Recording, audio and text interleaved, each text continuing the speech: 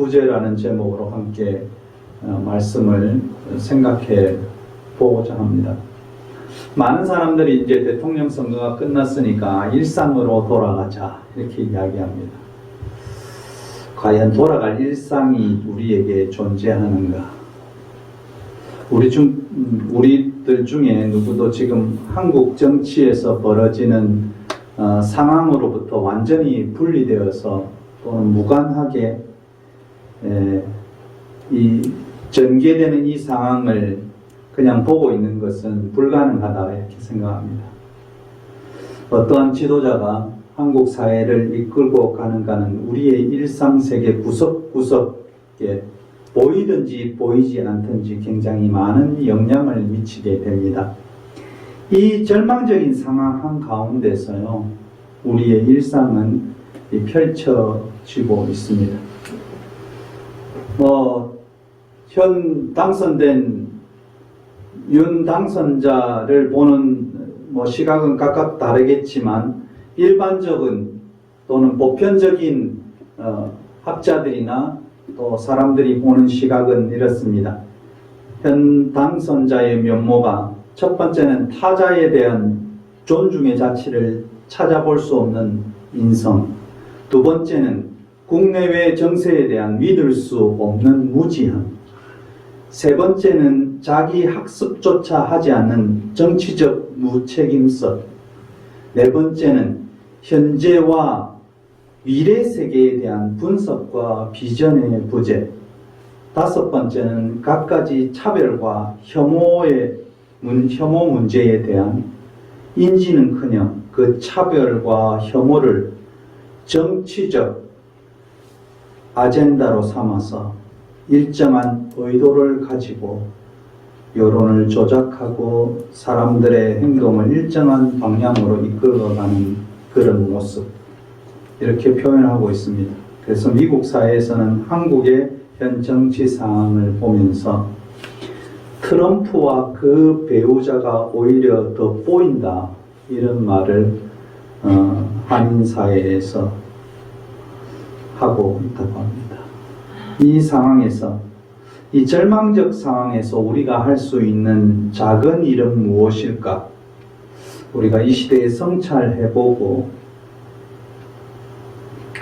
또 나 자신을 어떻게 이끌어내서 인간과 세상에 대한 절망의 응어리를 안고 한국 사회와 교회에 대해서 비판적 거리두기를 의도적으로 우리가 유지하고 나의 내면을 지키고 또 가꾸고, 우리가 잘 아는 그 그리스 신화 시지프스처럼 계속 바위를 굴리고 꼭대기까지 또 올리고 그것이 떨어지면 또 다시 올리는 시지프스의 몸짓이 이 시대에 우리 깨어있는 그리스도인들이 해야 될 것이 아닌가 그렇게 생각합니다.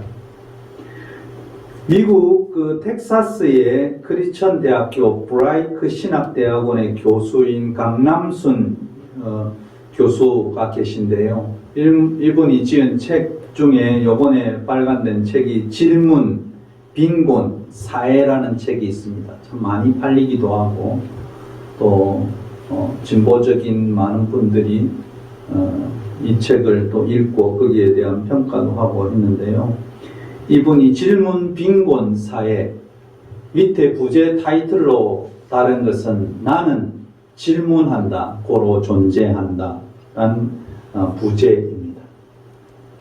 그는 이 책에서 이렇게 설명합니다. 한국 사회의 문제는 무엇일까? 한국의 가정교육과 공교육 모두에서 질문을 자유롭게 하지 못하는 문화를 가지고 있다고 합니다. 그래서 학교에서도 질문을 자유롭게 하지 못하고 서로 토론하지 못하는 이런 문화, 가정에서도 마찬가지입니다. 가정에서도 자녀와 부모 사이의 대화의 문제에 있어서도 자녀들이 질문하면 그 질문을 향해서 우리는 욱박지르기도 하고 때로는 무시하기도 하고 네가 뭘 알아? 이렇게 표현하면서 자유롭게 질문하지 못하는 풍토를 만들어간 가정교육, 공교육, 여기 한국 교회도 저는 더 마찬가지라 그렇게 생각합니다. 한국 교회는 질문 자체를 거절하는 문화를 가지고 있습니다. 목사님이 설교에 대해서 의문이 있으면 목사의 설교에 대해서 의문을 제시하고 질문을 하게 되면 감히 하나님의 말씀을 가지고 겁도 없이 질문한다고 신앙이 없다라고 평가해 버립니다. 성서에 대해서도 우리는 성경 공부를 하면서도 질문하지 못하게 합니다. 성서는 상식을 초월한 것이기 때문에 그냥 믿으라, 무조건 믿으면 된다라고 합니다. 그러면서 보수적인 많은 그 학자들, 신학자들이 과학회를 만들어서 성서를 또 과학적으로 증명한다고 이야기합니다. 무조건 믿으라고 하다 보니까 의문을 제시하고 있으니까 창조과학자라고 이야기하면서 성서를 과학적으로 증명한다고, 그리고 그런 세미나를 각 대형 교회에서 벌이고 있습니다. 그냥 우리는 증명할 필요 없습니다. 성서에 대해서 한번 질문해보고, 그리고 성서가 뭐라고 우리의 삶의 방향을 이야기하는가 서로 토론해보고 거기에서 해답을 도출하면 되는 것이기 때문입니다.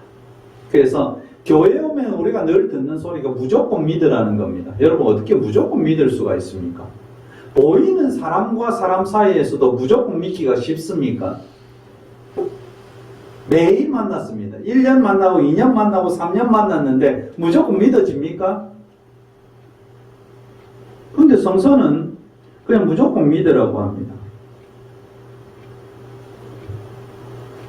그렇기 때문에 무조건 믿으라는 것은 신앙에 대한 깊이 있는 사유와 이해는 할 필요가 없다.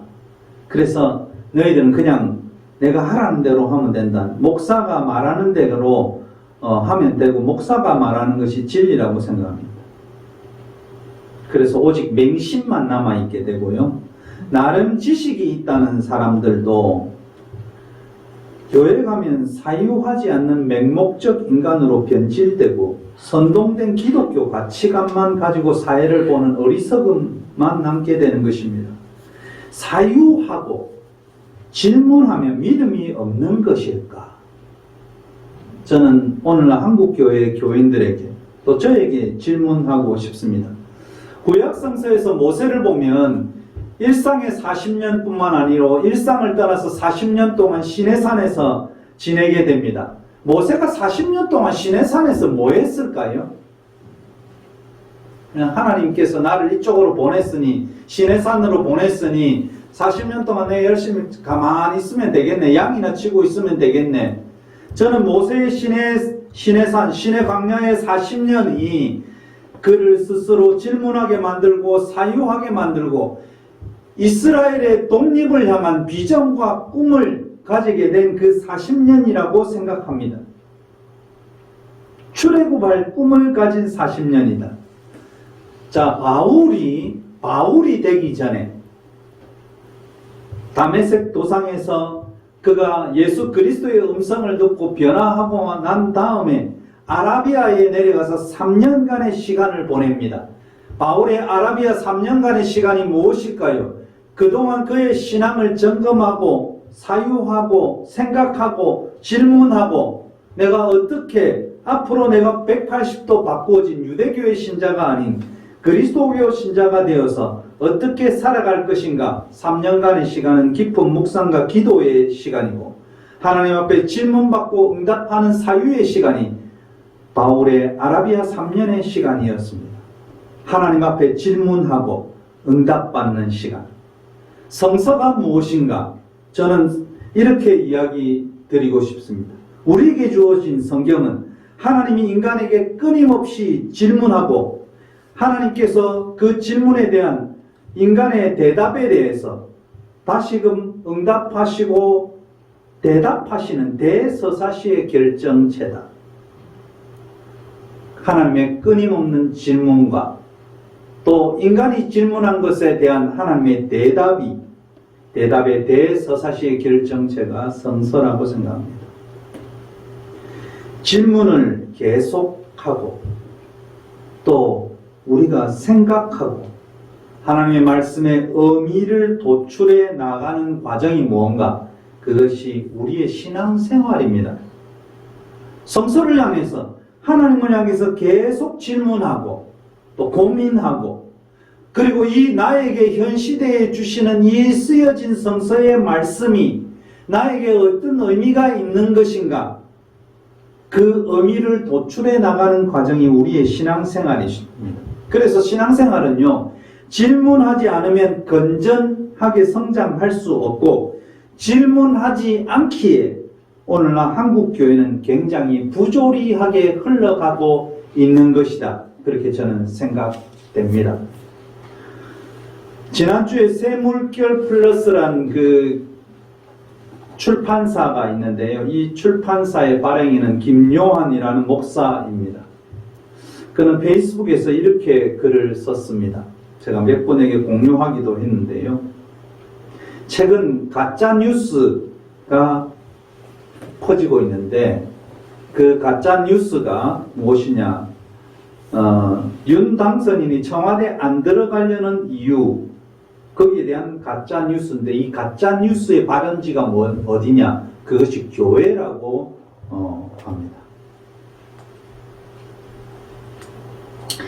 그래서 윤 당선인이 청와대 안 들어가려는 이유 첫 번째는 북한, 중국이 설치해 놓은 도청장치가 너무 많아서 문 대통령이 김정은에게 비밀리 청와대 상세 도면을 넘겨주어서 윤이 안전 문제가 담보되지 않아서 안 간다. 이것이 교회에서 시작된 가짜 뉴스입니다. 두 번째는 윤이 문 대통령을 안 만나는 이유가 윤 당선인자가 청와대에 들어오면 독을 탄 음료나 식사를 제공하고 암살하려는 것을 알았기 때문에 안 만난다.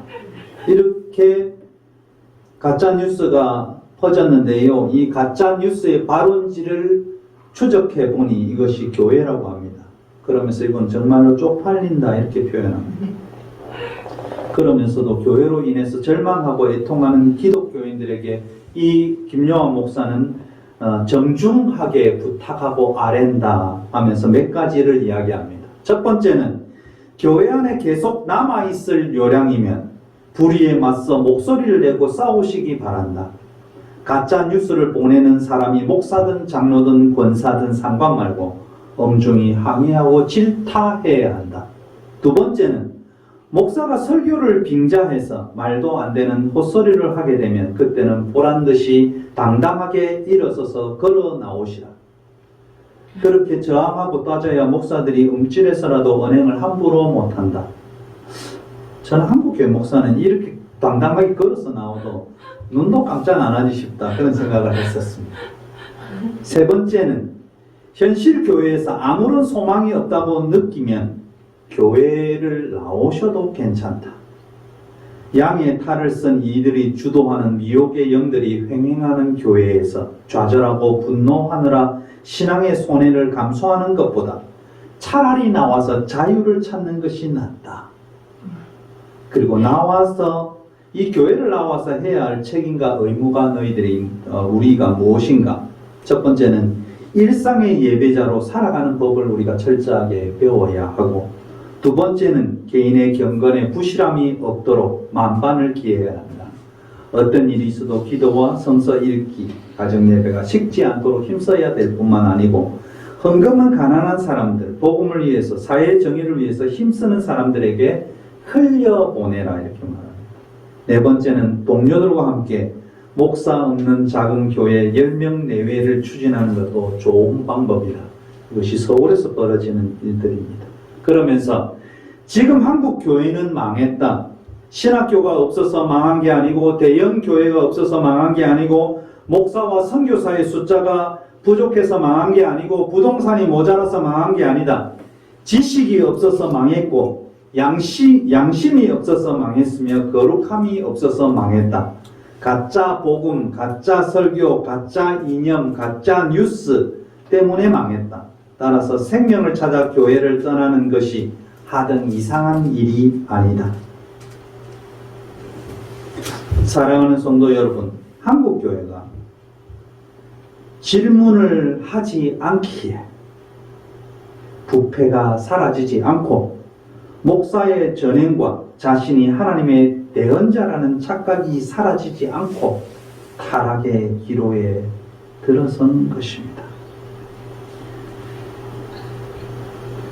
제사장 자리를 목사가 차지하고 거기에 자리 잡고 예수님께서 말씀하신 종의 모습, 섬기는 자의 모습뿐만 아니라 인간 이해도 찾아볼 수 없는 기득권의 모습이 보여질 때 한국 교회는 타락하고 있다는 것을 우리는 보게 되는 것입니다.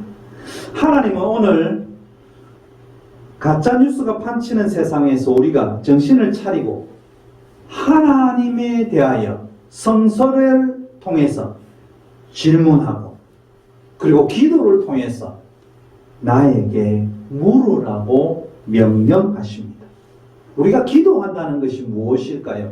기도를 통해서 뭔가 내가 원하는 것을 이루는 것이 기도가 아니고 기도는 하나님을 향한 질문이고 하나님께서 나를 향해서 해답해 주시는 것이 답을 해 주시는 것이 우리의 기도입니다.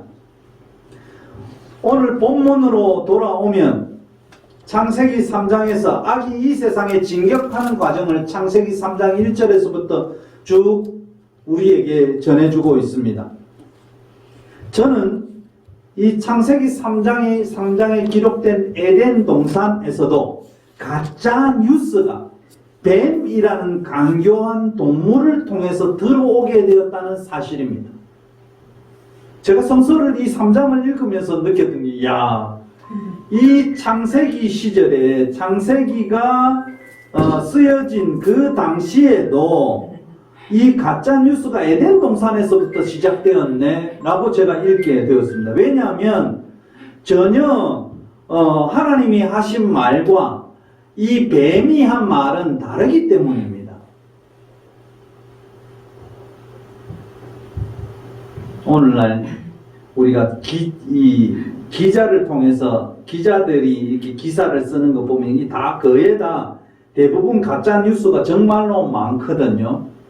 근데 아마 이 뱀이 에덴 동산의 기자였지 않는가 저는 그렇게 생각됩니다. 왜냐하면 이 성서에서 이렇게 표현합니다. 들짐승 중에 가장 간교한 것이 뱀이라고 합니다. 1절에 보면 들짐승 중에 가장 간교하니라 라고 쓰여져 있습니다. 이 간교하다는 히브리어 단어는 아룸이라는 단어입니다.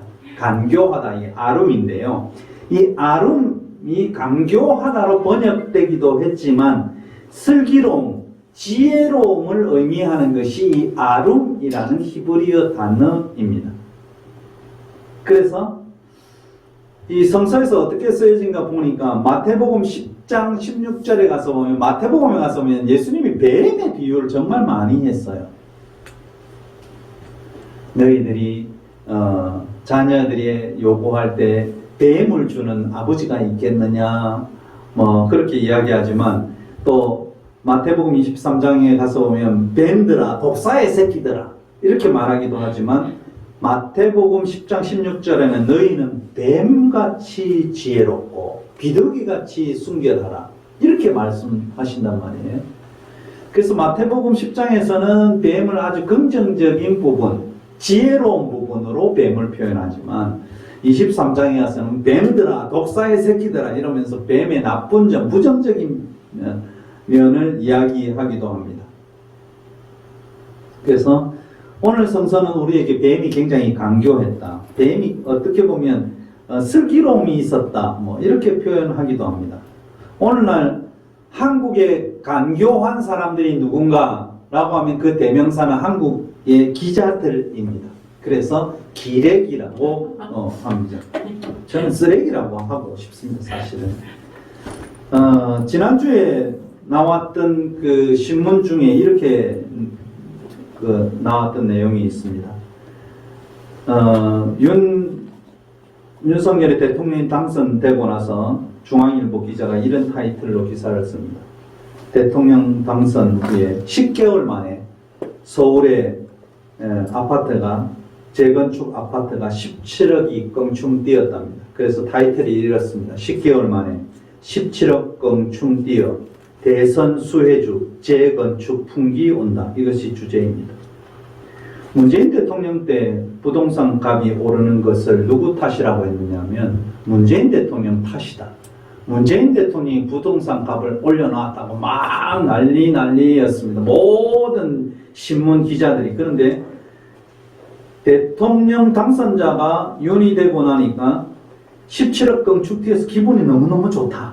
이런 내용입니다. 어떻게 똑같은 사실로 이렇게 쓰는지. 대통령 당선자가 김치찌개에서 밥을 먹으면 거기 김치찌개집을 탐방해서 르포 기사를 씁니다. 이 에덴 동산의 사건과 지금에 벌어지는 사건을 보면서 참으로 강교하지요. 기자들은 뱀보다 더한 것 같기도 합니다.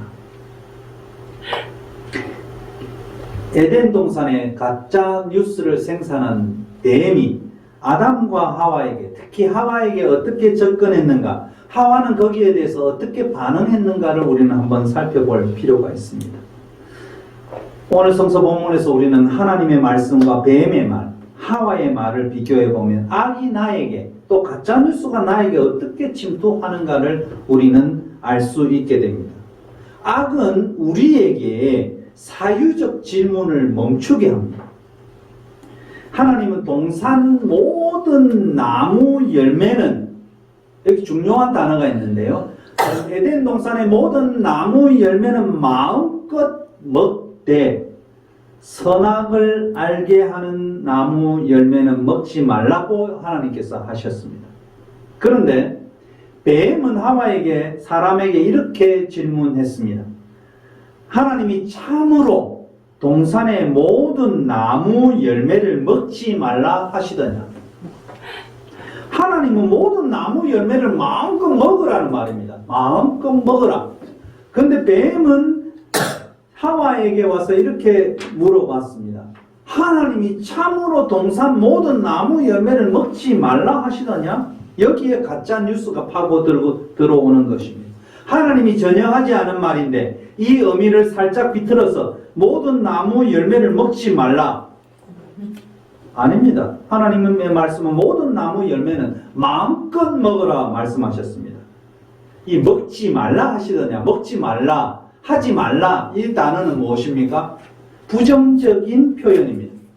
하나님은 우리에게 마음껏 먹으라고 긍정적으로 말씀하셨는데 이 가짜 뉴스를 퍼뜨리는 뱀은 진짜로 먹지 말라 하시더냐?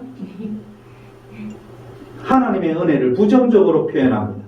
그래서 오늘날 한국 교회에 가면, 또 오늘날 교회에 가면 하지 말라는 것이 어찌 그리 많은지 모릅니다. 술 먹지 말라, 주일날 가족들과 여행 가지 말라, 헌금 떼먹지 말라. 하나님은 사실 말라라는 표현보다 마음껏 먹으라는 말씀을 정말 많이 하셨습니다. 긍정적인 말씀이 훨씬 성서에 더 많이 있습니다.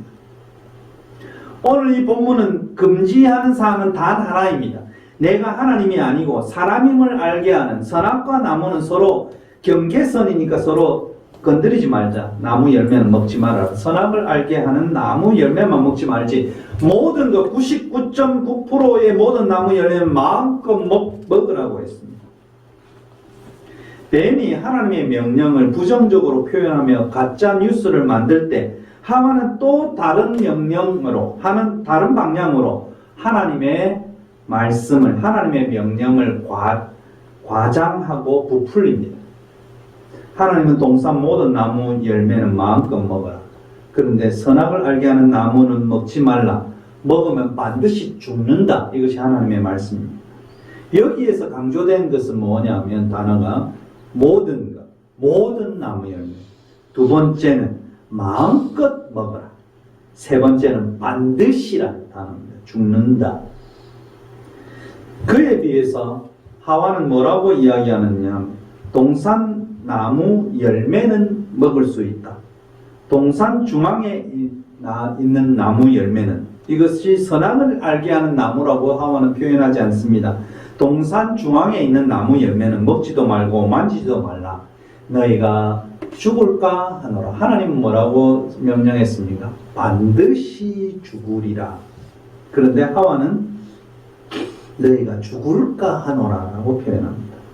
모든 것과 모든 마음껏 이것은 언급하지 않고 동산의 풍성한 열매를 먹게 된 것을 고마워하거나 귀하게 여기지 않는다는 뉘앙스를 풍기죠. 하나님은 먹지 말라 반드시 죽으리라 했는데 하와는 먹지도 말고 만지도 말라 죽을까 하노라라고 표현합니다. 만지지도 말라를 집어넣습니다. 하나님의 금지를 과장하고 반드시를 빼어버리면서 결과의 심각성을 축소하게 됩니다. 만지지도 말라를 추가한 것은 먹지 않는 것과 만지지 않는 것은 다르다는 사실이죠. 만져도 됩니다. 하나님이 만지지 마라. 네 동산 중앙에는 생명나무도 있고 선악을 알게 하는 나무도 있는데 그거 가가지고 절대로 열매를 만지면 안 돼. 이렇게 말씀하지 않았습니다. 먹지 말라 그랬습니다. 이것은 인간적인 추가적인 상황입니다.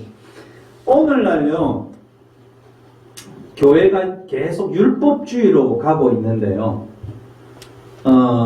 1960년대 70년대 가서 오면 이 안식일 문제, 특히 보수적인 교회에서 이 안식일 문제 이 부분에 대해서 굉장히 알레르기 반응을 했었습니다. 우리 십계명에 안식일을 기억하여 거룩히 지키라 했습니다. 그래서 안식일이 주일날로 변경되었다 이러면서 안식일은 이런 것 저런 것 절대로 안 돼. 그래서 주일날 버스 타고 하던데 우리 배집사님 버스 타고 오시면 안 됐습니다. 돈 쓰면 안 된다. 교회에서 돈 쓰는 일 절대로 안 한다.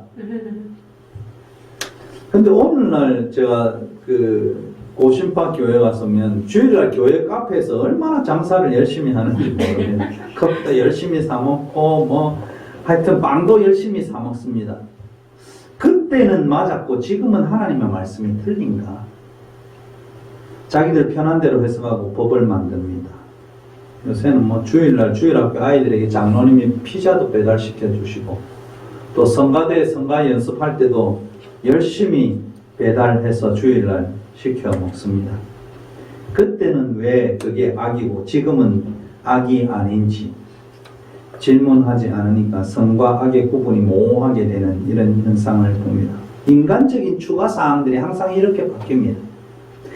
이거 우리 주일날 장사하는 게 아니고 이거 돈 받아가지고 우리 선교비로 쓸 거야. 아주 모호하게 만들죠. 하와도 동일했습니다. 자기 마음대로 생각나는 대로 하나님의 말씀을 해석하고 편집합니다. 그러다 보니까 뱀에게 이끌려 아무 생각 없이 덥석 하나님과의 약속을 파기해버립니다. 하와는 선악을 알게 하는 나무를 동산 중앙에 있는 나무로 표현하면서 이 나무를 수많은 나무들 중에 하나로 만들어버리는 보편화로 표현합니다. 창세기 2장 9절의 동산 중앙에는 생명나무 그리고 선악을 알게 하는 나무가 존재합니다. 하와는 선악을 알게 하는 나무 열매를 먹지 말라는 하나님의 명령을 동산 중앙에 있는 나무 열매를 먹지 말라는 표현으로 바꿉니다. 하나님의 명령이 터무니없고 근거가 없으며 그리고 부당하게 보이게 만들어 버립니다. 하와의 표현은요, 일종의 언어 조작이라 이렇게 표현할 수 있습니다. 하와는 선악을 알게 하는 나무라는 많은 내용을 함축한 구체적인 표현을 동산 중앙에 있는 나무라는 일반적인 표현으로 바꾸면서 하나님의 명령을 조작해 버리죠. 이러한 언어 조작, 이 언어 조작은 현실을 추상화하면서 무채색으로 만들어 버린다고 합니다. 언어 조작을 우리는 잘 생각해 보아야 합니다. 앞으로 우리가 이 엄중한 5년의 시간을 흘러가면서 언어 조작이 어떻게 펼쳐졌던가, 그들이 존중한다는 전두환 때를 보면은요, 전두환 때는 삼청교육대를 만듭니다. 그래서 조폭들과 불황아들을 교화하고 갱생시킨다 이렇게 하면서 무고한 시민들, 자기 정치에 반대하는 시민들을 잡아들여서 군대에서 이유 없이 고통받게 만들고 죽게 만들고, 이 삼청교육대 갔다 오면 죄인으로 낙인찍여서 이 세상에서 제대로 인간으로서 생활할 수 없도록 만드는데, 이 삼청교육대의 언어 조작은 뭐였냐면 사회정화였습니다. 이런 사람들을 잡아들여서 사회를 정화시켜야 된다. 그러니까 시민들은 대통령이 잘하네, 이 깡패들 다 잡아들여서 사회 정화시키네, 그렇게 생각했습니다. 그것은 언어 조작입니다. 하루아침에 노동자들을 집단 해고하면서 거기에 대한 그 기자들의 기록, 또 기자들의 기사, 여기는 뭐라고 하냐면 인력 수급 조절이라는 비인간적인 말로 이것을 표현해버리고 미화해버립니다. 그러므로 구체성을 잃은 언어 사용은 특정한 의미를 감추려는 언어의 의도적 조작이다, 이렇게 말씀드릴 수 있습니다. 오늘 본문에서 우리가 생각해야 할 것은 욕망을 가진 인간에게 강교하고 지혜로운 뱀이 나타나 질문을 할 때 인간은 한 번도 자신을 만든 하나님 앞에 질문하지 않았다는 겁니다. 하나님 앞에 물어보지 않았다는 겁니다. 왜 뱀이 이런 질문을 하지, 의문을 가지게 하지 생각하지 않고 자신에게서 나오는 말로 즉시 응답합니다. 한국 사회가 경제적으로는 선진국인데 질문하기로 시작하는 인문학적 측면에서는 후진국이라는 사실은 에덴 동산의 사건을 통해서 한국 교회 성도들에게 깊은 성찰을 가져오게 하기도 합니다. 하와가, 아담이 한 번쯤 자기 옆에 동산에 같이 거니시는 하나님 앞에 질문해 보았다면, 우리가 오늘 처하고 있는 이 상황에 대해서 성서에서 한번 질문해보고, 시편의 말씀에 질문해보고, 마태복음, 마가복음, 누가복음, 사복음서 말씀에 질문해보고 해답을 찾았더라면, 예레미야 말씀에서 말씀을 향해서 이 상황을 보면서 질문해 보았다면 이 사회가, 한국교회가 건전하게 가지 않았을까, 그렇게 생각해 봅니다. 왜 그때 하나님께 묻지 않았을까? 왜 그때 팩트 체크를 하지 않았을까? 한국 사회와 한국 교회가 질문 빈곤의 상태를 지속하게 되면 자신뿐만 아니라 타인의 삶까지 파괴하는 위험성에 처할 수밖에 없습니다. 종교적 선동에 의해서 사람을 혐오하고 차별하는, 소위 착하고 선량한 사람의 얼굴을 하가서 사랑의 이름으로, 신의 이름으로 혐오와 차별을 정당화하고 확신하게 됩니다. 확산하게 되는 거예요. 난민을 혐오합니다. 선한 동기를 가진 사람을 이념이 다르다는 이유로 여러 가지 모양으로 폭력을 행사합니다. 극우 정당처럼 여성의 혐오를 부추기고 여가부를 폐지하고 부자를 위한 정책을 고수하고 가난한 사람을 혐오하고 지방대를 차별하고 교회도 부자들을 선호하고 목사에게 비판적 시각을 가진 사람의 신앙을 폄하하고 율법적으로 신자를 얽매는 현상이 결국 비판적 사유의 부재, 질문의 부재, 질문의 빈곤이 가져온 질병인 것입니다. 스스로 사유하지 않고 고립감에 빠진 사람들, 스스로 사유하지 않고 고립감에 빠진 신자들, 그리고 이유를 알 수 없는 분노에 사로잡힌 개인들은 지금 어디로 가고 있는가?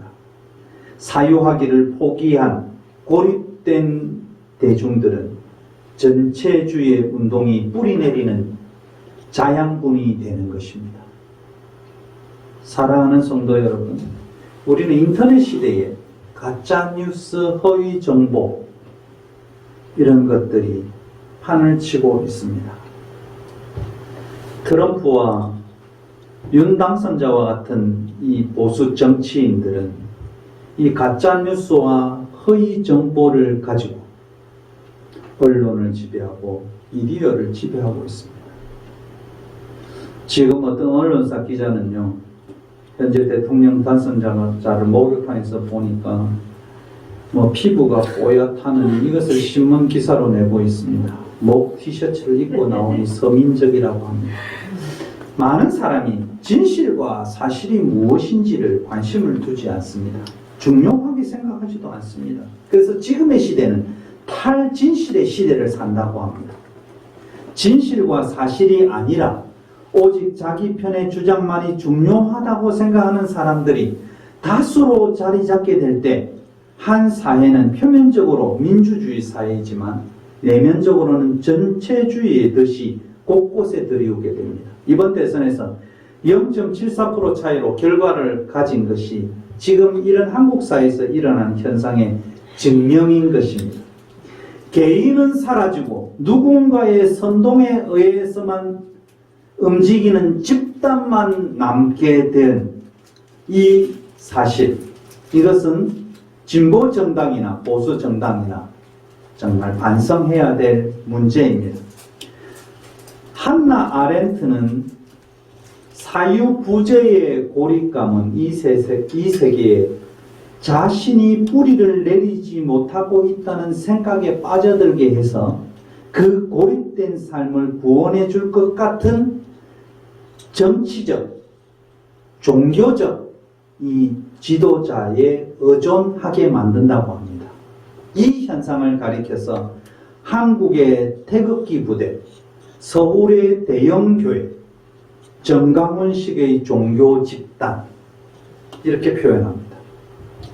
그래서 고립된 사람들을 끄집어내서 공동체적인 소속감을 경험하게 해주는 거예요. 그래서 지방에서 막 올라갑니다. 고립되었던 개인들은요, 정치적으로, 종교적으로 선동함에 따라서 집단적인 행동을 하면서 비로소 거기서 소속감을 느끼는 거예요. 거기 교회 갔을 때, 거기에 모임에 갔을 때, 그리고 존재의 이유를 거기서 찾습니다. 그리고 그 어떤 진실도 그에게 들려지지 않습니다. 오직 그 목사가 한 말, 그 유튜버가 한 말, 그 정치 지도자가 하는 말이 아니면 어떤 진실도 받아들이려 하지 않습니다. 그 결과 의도적 거짓 정보, 혼돈 세계에 발을 내딛게 되고 결국은 내면적으로 전체주의 사회로 나아가게 됩니다. 하와가 선악과를 따먹기 전에 아담과 하와에게 아담과 같이 깊은 대화를 해보았다면, 아니 늘 에덴에 계신 하나님께 한번 질문해 보았다면 신라곤의 고통은 주어지지 않았을 테인데 라는 의문을 저는 가지게 됩니다. 사랑하는 성도 여러분, 우리의 자녀들이 부모들에게 자유롭게 질문해야 합니다. 우리의 신앙에 대해 비판적 사유를 스스로 가해야 합니다. 예수님도 십자가 지기 전에 땀방울이 핏방울이 되도록 고뇌하셨던 모습을 보게 됩니다. 마태복음 26장 우리가 사순절을 지나는데요, 26장에 예수님께서 기도하러 가실 때 어떤 모습이었는가 그 모습을 한번 그려보아야 합니다. 마태복음 26장 38절에 예수께서 이렇게 말씀합니다. 내 마음이 고민하여 죽게 되었으니, 내 마음이 고민에 빠져서 지금 죽을 지경이다. 너희들이 좀 기도해달라. 그래서 39절에 예수께서 제자들을 옆에 놓아두고 조금 나아가서 얼굴을 땅에 대고 엎드려 기도했습니다. 예수께서 십자가의 이 문제를 앞에 놓고 엄청난 고뇌와 엄청난 생각이 그를 사로잡았던 것입니다. 그래서 평소에 기도하는 것과 다른 모습으로 얼굴을 땅바닥에 묻고 기도했던 예수 그리스도, 기도하면서 뭐라고 했습니까? 아버지여, 만일 할만하시거든 이 잔을 내게서 지나가게 하옵소서. 이 잔을 내게서 좀 떠나가게 하옵소서. 내가 감당하기 정말 어렵습니다. 그러나 내 원대로 마옵시고 아버지 원대로 하옵소서. 이게 쉽게 한 말이겠습니까? 그가 이렇게 고뇌했기 때문에, 고민했기 때문에 십자가를 당당히 맞이할 수 있었던 것이 아닌가, 그렇게 저는 생각합니다. 우리는 하나님 앞에 질문해야 합니다. 그래서 성서를 향해서도 질문해야 합니다. 그것을 통해서 우리의 신앙의 깊이를 더 깊게 만들어야 합니다. 우리의 신앙의 넓이를 더 넓게 폭넓게 만들어야 합니다. 우리의 신앙의 높이를 더 확장되게 만들어야 합니다. 그래야만 우리의 신앙이 건전해질 수 있고 하나님의 뜻에 합당하게 가까이 갈 수 있는 것입니다. 하나님 앞에 우리의 자신들을 내려놓고 진솔하게 하나님, 내가 지금 살아가고 있는 현실이, 내가 지금 하고 있는 나의 삶의 행동들이 하나님 앞에 하나님의 이름에 합당한지, 예수 이름으로 기도하고 있는데 예수 이름에 합당한지 한번 묻는 기도가 필요합니다. 기도는 질문입니다. 기도는 깊이 있는 사유입니다. 기도는 자신을 포기하고 하나님과 예수 그리스도의 본질에 다가가는 것이고 악에서 벗어나는 사유의 방법입니다. 사랑하는 성도 여러분, 우리가 앞으로 남은 생을 살아가면서 하나님 앞에 깊이 사유합시다. 하나님의 응답을 삶의 곳곳에서 경험해 봅시다. 그리고 그 응답을 향해서도 또 다시 질문해 봅시다. 그러면 하나님께서 우리에게 평화로, 소망으로, 꿈으로 함께해 주실 줄 믿습니다.